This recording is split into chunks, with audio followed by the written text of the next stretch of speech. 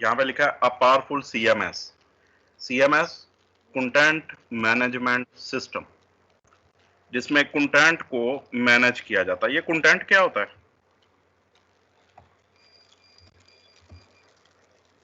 Sir जब front end पे हमें नजर आ रहा होता है, क्या? जैसे सर होम पेज हो गया या कॉन्टेक्ट पेज हो गया, या इसके अलावा कोई भी और मतलब चीज, कोई भी डिस्क्रिप्शन लिखी हुई है। वो कहता है normally web pages are written in HTML, JavaScript and CSS programming languages. आमतौर पे इनमें लिखे जाते हैं। If you were to build a website without a CMS platform, अगर आप लोग CMS प्लेटफॉर्म के बगैर आप बनाना चाह रहे हैं website, then you would need to learn these languages and write a lot of code. तब आप लोगों को ये लैंग्वेजेस सीखना पड़ेंगी और आप लोगों को कोड भी लिखना पड़ेगा इनका, काफी सारा। अच्छा, लास्ट वन पॉइंट है CMS platform solve this problem by allowing you to make a website without writing code और लर्निंग प्रोग्रामिंग। अगर आप लोग CMS प्लेटफॉर्म यूज करते हैं तो आपको कोई भी प्रोग्रामिंग लैंग्वेज को लर्न करने की जरूरत नहीं है, आपको कोई कोड लिखने की जरूरत नहीं है, आप लोग उसके बगैर ही कर सकते हैं। ये बेल दो, कहाँ पे रखा है भाई? मिल गया। वर्डप्रेस है, उसमें सरे फहरिस्त है, जूमला है, ड्रूपल है, विक्स है, बिग कॉमर्स एंड शॉपिफाई। ये दो जो हैं ये खास तौर पे सिर्फ ये इस्तेमाल होते हैं आपके जो ई-कॉमर्स वेबसाइट्स बनाने के लिए, खास तौर पे ये इस्तेमाल होता है, बिग कॉमर्स एंड शॉपिफाई। फिर गोस्ट है, मैजेंटो है और ब्लॉगर। ब्लॉगर जो है ये गूगल की सर्विस है, गूगल का CMS है, जिसके जरिए से आप लोग ब्लॉगिंग वेबसाइट बना सकते हैं। लेकिन सबसे ज्यादा जो इसमें अहम और पॉपुलर है वो वर्डप्रेस है, सबसे पुराना है, CMS सबसे पहला है जो बनाया गया था। अब इसी की हम लोग इंट्रो देखते हैं वर्डप्रेस की, कि व्हाट इज वर्डप्रेस। वो कहता है WordPress is a content management system, CMS है, एक प्लेटफॉर्म है, you can use to build and maintain a website. ना सिर्फ इसमें वेबसाइट बनाई जा सकती है बल्कि आप लोग मेंटेन भी करते हैं without any knowledge of coding. अगर आपको कोई नॉलेज नहीं है कोडिंग का तो तब भी आप लोग कर सकते हैं। This software enables you to customize just about every aspect of your site। तो ये सॉफ्टवेयर आप लोगों को इस काबिल कर देता है कि आप वेबसाइट के किसी भी पहलू के लिहाज से किसी भी तरह से उसको कस्टमाइज कर सकते हैं, उसको बना सकते हैं, उसमें चेंजेस कर सकते हैं। तो ये वर्डप्रेस की थोड़ी सी डेफिनेशन है। आगे इसकी हिस्ट्री है। वो कहता है the first version of WordPress was created in 2003। अच्छा, ये थोड़ा सा इंपॉर्टेंट है, यहाँ पे दो तीन जो चीजें हैं, जैसे CMS की बात हो गई, अक्सर वो पेपर में दे देता है क्वेश्चन कि CMS किस चीज का मुखफ़्फ़ है या CMS से क्या मुराद है।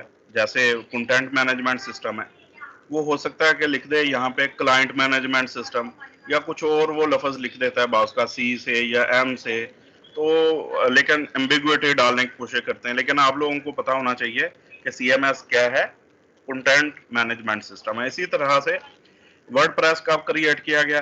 2003 में। किसने किया? दो साइंटिस्ट थे, मैट मुलनवर्ग था एंड माइक लिटल। ये दो साइंटिस्ट थे, कंप्यूटर साइंटिस्ट थे बेसिकली, जिन्होंने इसको लिखा, और ये टोटली PHP में लिखा गया है।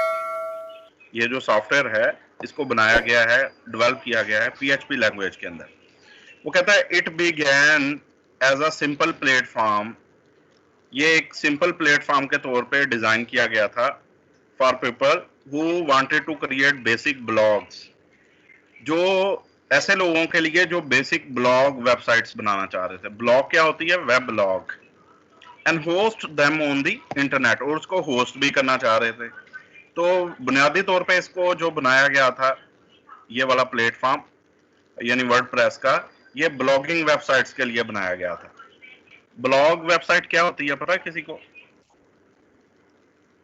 सर्च करेंगे, सभी लोग सर्च करेंगे कि ब्लॉग वेबसाइट क्या होती है, और मुझे पेज हो गया या दूसरे पेजेस हो गए। यस अच्छा, सर। अब इसमें जो ब्लॉग पेज होता है हो सकता है उसको ही हमने होम पेज भी बनाया हुआ हो, ऐसा पॉसिबल है। कि होम पेज के ऊपर ही हम लोग ब्लॉगिंग अपने ब्लॉग जो है उसको भी रन कर रहे हैं, तो वहां पे पोस्टें आती हैं, बेसिकली ब्लॉग के ऊपर पोस्ट्स आती हैं, होती वेबसाइट ही है, बस थोड़ा थोड़ा फर्क है चीजों का। लेकिन ब्लॉग जो है वो किसी टॉपिक के बारे में लिखा जाता है, और उसको यानी जैसे इन्होंने कहा रोजाना की बुनियाद पे कई ब्लॉग्स हो सकते हैं, यानी एक दिन में हो सकते हैं, या हो सकता है कि हफ्ते बाद एक आध ब्लॉग जो है आप लोग अपडेट कर रहे हैं, लेकिन ब्लॉग जो है वो अपडेट हो रहा है। अच्छा, अब वो टेक्नोलॉजी के बारे में हो सकते हैं ब्लॉग्स, मोस्ट बहुत सारी वेबसाइट्स हैं जो टेक्नोलॉजी के ब्लॉग्स बनाते हैं।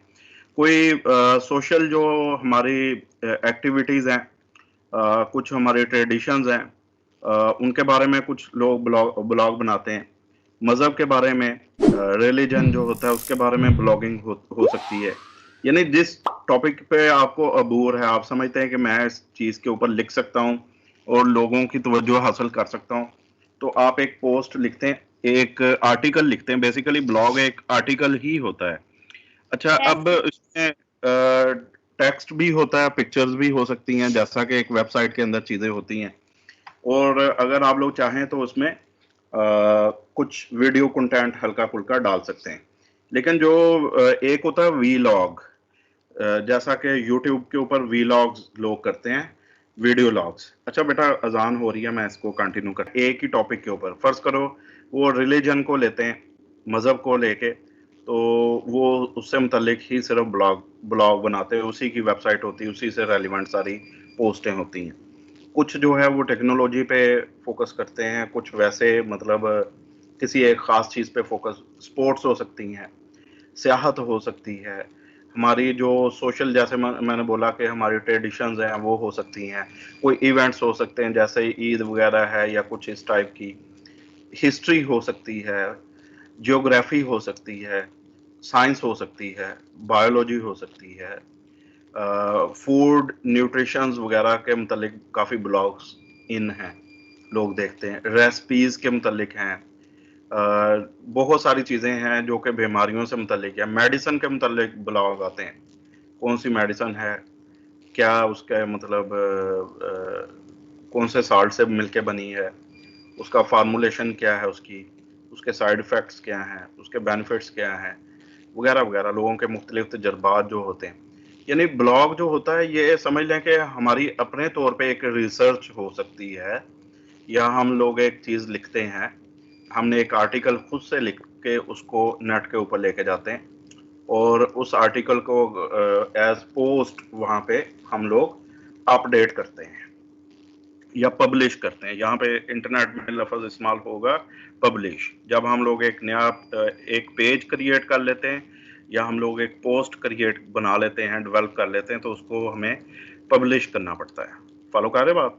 पब्लिश करने से मुराद ये है कि उसको ऑनलाइन कर दिया जाए या वेबसाइट का हिस्सा बना दिया जाए, तो ये चीज़ें होती हैं। अच्छा, अब जैसे अक्सर आप लोगों ने देखा होगा कि फर्ज करें टॉप 5, टॉप 10, यानी क्या top 10 cricket teams, top 10 CMS, चलें CMS प्रोग्राम्स, टॉप 10 कोई भी जो है, या top 5 models, top 5 mobile phones, यानी टेक्नोलॉजी की अगर बात करते हैं, होम अप्लायंसेस हो सकते हैं, लैपटॉप्स हो सकते हैं, और बहुत सारी चीज़ें। तो उसमें उन सभी का जिनका अगर टॉप 5 है, 8 है, 10 है, 20 है, 50, कुछ 50 पे वर्क करते हैं, तो डिटेल दी होती है हर किसी की। यानी अगर टॉप 10 किया हुआ है तो पहले नंबर पे कौन सा है उसकी डिटेल भी होगी, सारा कुछ होगा, उसकी वेबसाइट का एड्रेस भी दिया होगा। तो ये इस तरह से ब्लॉग्स चलते हैं। इसी तरह प्रोग्रामिंग लैंग्वेजेस हो सकती हैं। फर्ज करें कि कौन कौन सी इन हैं प्रोग्रामिंग लैंग्वेजेस, टॉप कौन सी हैं, तो वो हो सकती हैं। यानी इस टाइप की जो चीज़ें होती हैं रिटर्न फॉर्म में, वो एक ब्लॉग के तौर पे आती है। अब इसका थोड़ा सा अगर आप लोग रिजेम्बलेंस देखें तो वो ऐसे लगता है कि जैसे हम लोग एक न्यूज़ की हम लोग वेबसाइट चला रहे हैं, न्यूज़ की।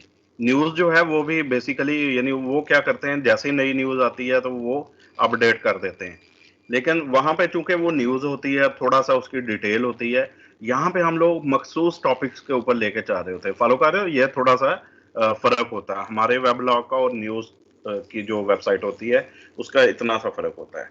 यानी इसमें हमारी अपनी ओपिनियन होती है, अपने ख्यालात होते हैं, अपनी थिंकिंग होती है, या हम लोग रिसर्च करते हैं, कोई आर्टिकल वगैरह ढूंढते हैं चीज़ों के बारे में, हम लोग फिर उसको एक आर्टिकुलेट करके हम लोग उसको पब्लिश करते हैं। तो इस तरह से हमारा जो है वो ब्लॉग बनता है। समझ आई है बात? ज़्यादातर जो पर्सनली, यानी चूंकि वो पर्सनली उसको ओन कर रहे होते हैं, तो वो लोग बड़ा अन कर रहे हैं, बड़े इन हैं, पर्सनल जो ब्लॉग्स हैं बड़े इन हैं। इसके अलावा कंपनीज खुद अपने ब्लॉग पेज बना लेती है, यानी कंपनी के लेवल पे जो रिसर्च हो रही है चीज़ों के बारे में, वो या वो उनका इन फ्यूचर क्या प्लान है कंपनी का, वो उसके बारे में आर्टिकल्स लिखते हैं या लिखवाते हैं एक्सपर्ट से, और फिर उसको वो एज ब्लॉग अपनी वेबसाइट का हिस्सा बनाते हैं। जैसे गाड़ियों की अगर आप लोग कोई वेबसाइट देखेंगे तो उनका अपना एक मतलब उस लिहाज से होता है। फॉलो कर रहे हो ना बात? तो ये चीज़ें इस तरह से आती हैं, यानी ब्लॉग जो है अक्सर वो हमारी वेबसाइट्स का हिस्सा है। आजकल जितनी लेटेस्ट जितनी वेबसाइट्स बन रही हैं उसमें लोग कोशिश करते हैं कि ब्लॉग जो है वो शामिल किया जाए, लेकिन उसके बगैर भी आप लोगों से डिमांड हो सकती है सिर्फ वेबसाइट बनाने की, तो उसमें तो सिर्फ फिर क्या करना पड़ेगा, स्टैटिक इन्फॉर्मेशन देना पड़ती है। तो ये चीज़ें आती हैं। तो ब्लॉग जो है बेसिकली इसी के लिए वर्डप्रेस को बनाया गया था स्टार्ट में, जैसा कि इन्होंने इसकी हिस्ट्री भी लिखी है ब्लॉगिंग वेबसाइट के लिए और उसको मेंटेन करने के लिए। तो अभी तक जो है वर्डप्रेस वो इस चीज़ को सहूलत देता है हमें बड़ी आसानी से। ना सिर्फ हम लोग पोस्ट को क्रिएट कर सकते हैं, डेवलप करते हैं, बल्कि हम लोग उसको मेंटेन भी करते हैं कि कैसे आप लोगों ने शो करवानी है, क्या करना है, क्या नहीं करना, कौन सा कंटेंट कहाँ पे लगाना है, यानी कंटेंट मैनेजमेंट सिस्टम है। तो इसी तरह से अच्छा, फिर वो कहता है जी over time however it's grown into a flexible powerful tool, यानी वर्डप्रेस की बात हो रही है। टाइम के गुजरने के साथ साथ वो क्या कह रहा है कि ये ग्रोन हुआ है मजीद फ्लेक्सिबल पावरफुल टूल के तौर पे for creating almost any type of site, यानी वर्डप्रेस जो है इसमें हर तरह की वेबसाइट बनाई जा सकती है, हर टाइप की। फॉलो की बात? Yes sir. जी सर। ठीक है। अब वो कहता है जी what languages is WordPress built with, यानी जब हम लोग वर्डप्रेस में एक वेबसाइट बनाते हैं तो कौन सी लैंग्वेजेस इसमें बिल्ट होती हैं ऑलरेडी, जिसकी मदद से वर्डप्रेस से हम लोग जो है वो वेबसाइट बनाते हैं। तो उसमें कौन सा कोड शामिल हो सकता है? HTML का, CSS है, जावास्क्रिप्ट है, PHP है और MySQL है। इसको जरा पढ़िएगा, मैं एक फोन कॉल ले लूं। इनको में जी sir. Websites can you make with WordPress. तो वर्डप्रेस की मदद से कौन कौन सी वेबसाइट्स बनाई जा सकती हैं? ब्लॉग्स हो सकती हैं सबसे पहले, जैसा कि यानी ब्लॉगिंग वेबसाइट इसके मदद से बनाई जा सकती है। फिर बिजनेस वेबसाइट्स बना सकते हैं, e-commerce and online stores, portfolios, forums, membership websites, events websites, wedding websites, online teaching websites, educational websites, any other thing you can think of, and पे लिखा है। यानी वो तमाम चीजें जिनको आप सोच सकते हैं कि जिनके लिए वेबसाइट बनाई जा सकती है, वो तमाम की तमाम इसमें बनती हैं। ये तो वैसे ही एक लिस्ट दी है ना फॉर एग्जांपल ही, तो बाकी एंड पे जो पॉइंट है उस चीज को थोड़ा सा देखें, तो वो तमाम चीजें जिनको आप सोच सकते हैं उस टाइप की वेबसाइट बनाई जा सकती है। अच्छा, फिर हमें कुछ चीज़ों की ज़रूरत पड़ेगी जब हम लोग वर्डप्रेस को यूज़ करते हैं। सिर्फ वर्डप्रेस को इंस्टॉल करना काफ़ी नहीं होता, हमें कुछ और चीज़ें भी डाउनलोड करना पड़ती हैं। एक होता है थीम। वर्डप्रेस के थीम्स मौजूद हैं, वेबसाइट के थीम होते हैं। थीम बेसिकली क्या होता है? एक डिज़ाइन होता है, प्री डिज़ाइन एक फ्रेमवर्क होता है जिसके अंदर हम लोग अपना जो कंटेंट है उसको हम लोग मैनेज करते हैं। तो ओवरऑल एक डिजाइन की बात हो रही, वो कह रहा है जी a WordPress theme provides the design.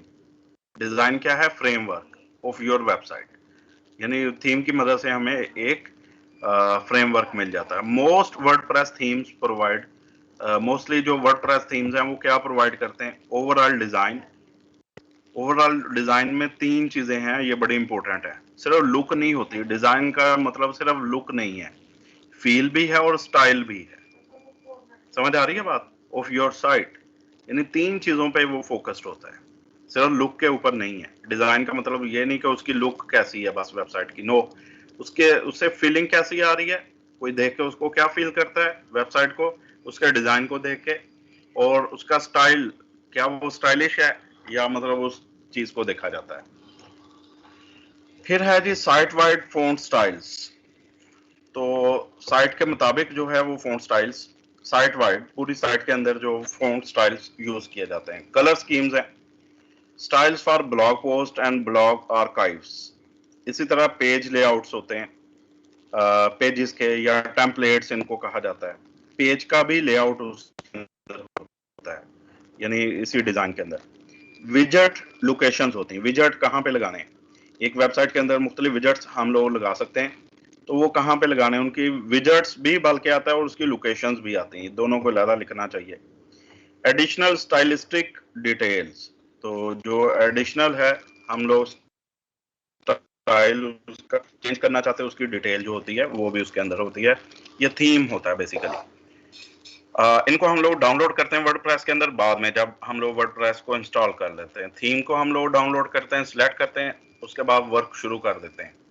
जब वर्क शुरू किया जाता है तो हमें फिर फर्दर और चीज़ों की ज़रूरत पड़ती है, और जो चीज़ें हैं उनको कहा जाता है वर्डप्रेस प्लगइन्स। ये 2 चीज़ें हैं, एक हो गया थीम, दूसरा प्लगइन्स। प्लगइन्स जो हैं ये थीम से भी ज़्यादा इंपॉर्टेंट है। थीम तो हमें एक आध सिलेक्ट करना पड़ता है, हम लोग सिलेक्ट कर लेते हैं, जो वर्क करना होता है वो प्लगइन्स पे होता है। हम लोग प्लगइन्स को इंस्टॉल करते हैं। ये क्या होते हैं प्लगइन्स, क्या होते हैं? वो कहता है WordPress plugin is a package of additional code. Package होता है एडिशनल कोड का, that you can upload to your website to add new features. जब आप लोग वेबसाइट के अंदर नए फीचर्स, फंक्शनैलिटी या इंटीग्रेशन करना चाहते हैं, वेबसाइट की इंटीग्रेशन करना चाहते हैं, यानी नए फीचर उनमें ऐड करवाना चाहते हैं, तो हमें ये एक पैकेज होता है। प्लगइन क्या होता है? एक पैकेज होता है एडिशनल कोड का, ये एक्स्ट्रा कोड होता है जिसको हम लोग अटैच कर देते हैं। सिर्फ क्या करना पड़ता है, बड़ा आसान है, अटैच करना होता है। हम लोग डाउनलोड करते हैं और उसको एक्टिवेट करवा देते हैं, दैट्स